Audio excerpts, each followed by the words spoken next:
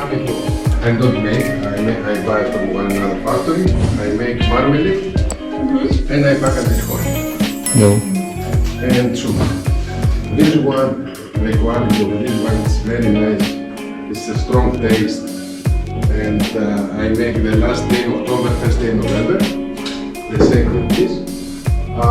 The last day November I make this one with the black and green olive half and half. So we make so one. After I make, before the Christmas I make this with more black and with green. And the Christmas day in January I make this one only with the black olive. The olive oil with the green olive, it's a full aromatic, it's not sweet, it's nice on the salad. The olive oil from the black olive is more sweet, but it's not very strong aromatic taste, but from the dry, from the salad.